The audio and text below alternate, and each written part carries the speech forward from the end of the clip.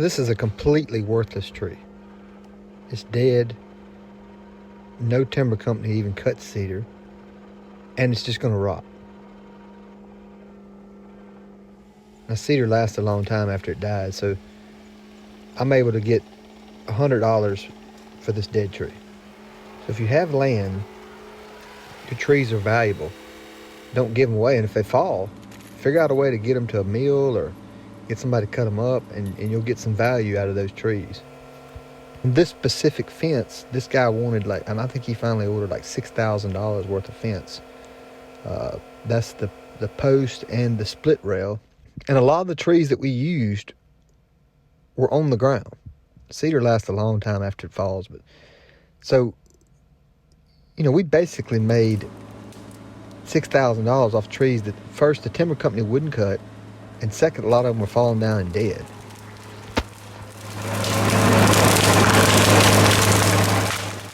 Now you see me using a dozer and tractor a lot in these videos, but you could do it with a chainsaw, an axe, a maul, and some wedges, and you could make this split rail fence. You don't need a dozer, you don't need a tractor. If you got a place to sell it, it's pretty simple to make. You don't need a sawmill or anything like that. It's not really that much investment to do this. Here you see, here's another dead tree that I'm trying to push down and pull out. Again, this is free money. This is money that's just laying on the ground. So if you got dead trees, you can do something with them, as long as they're not rotten.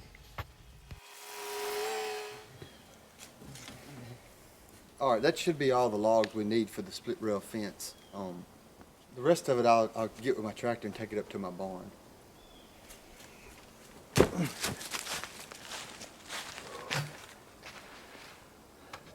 So we're getting ready to get these logs to get up here for this split rail fence. And first thing I need to do is change the grapple out on the tractor. I got my bucket on there now and I need to put the grapple on. So we'll do that, and then we'll go get the parts for this fence.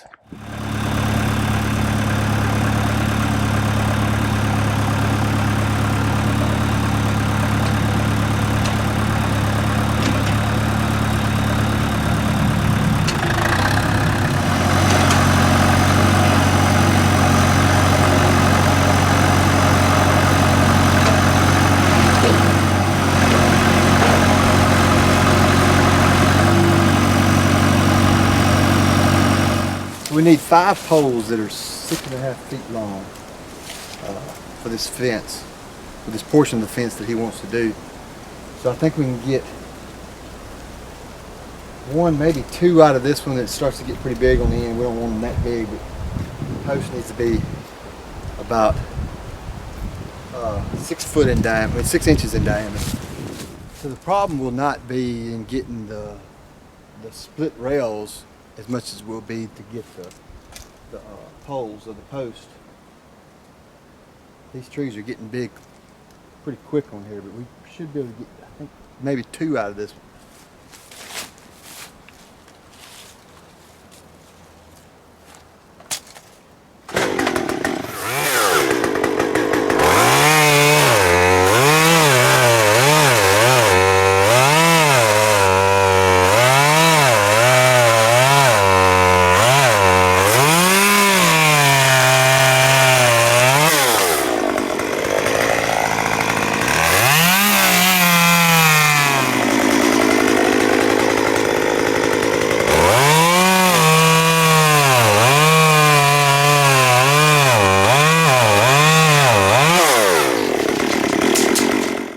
This little Stihl chainsaw is pretty good.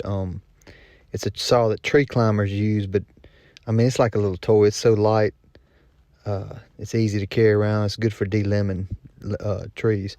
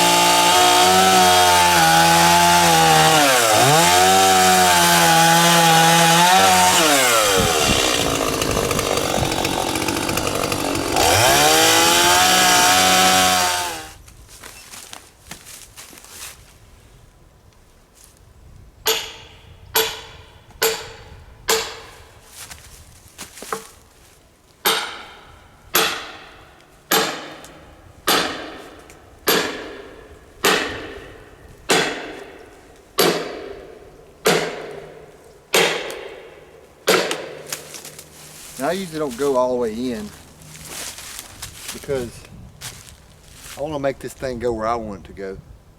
And it's going to try to follow the grain of the log.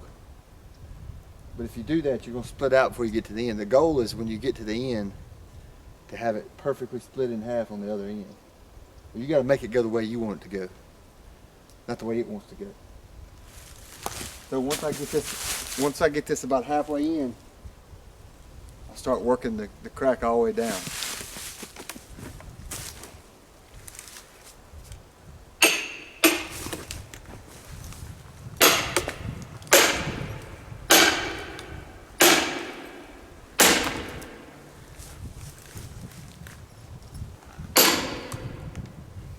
And again, when it starts cracking, I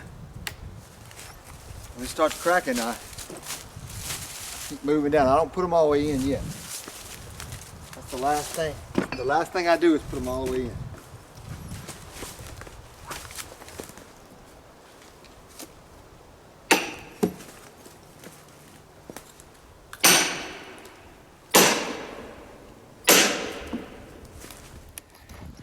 You can see on this log how this line is starting to twist over here on the side. Well, I want to get it back to where I want it. I'm gonna put my wedge here off of the line to get it back to where I want it to go.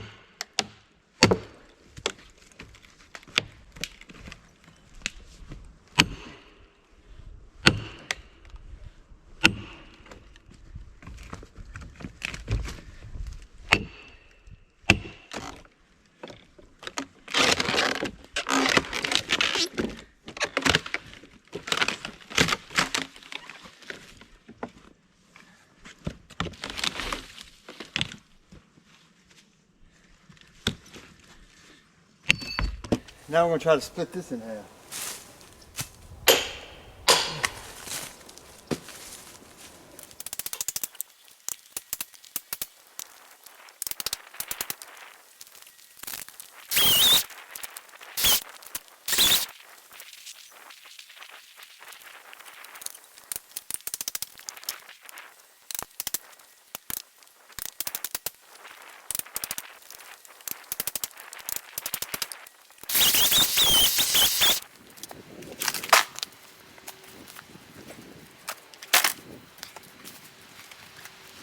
So this is a split rail. I'm gonna try to get another one out of this one. Now I'm gonna split this in two.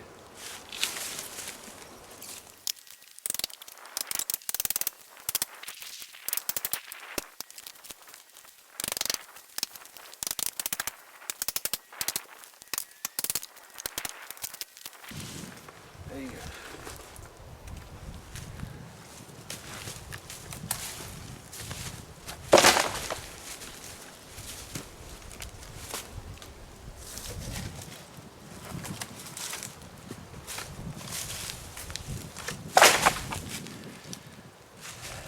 So that's how we do a split rail fence. I'm not going to show you all of it because you'll get bored with it. But remember, when you're doing it, if you're doing a split rail fence, make sure you're trying to keep the split going the way you want it to go.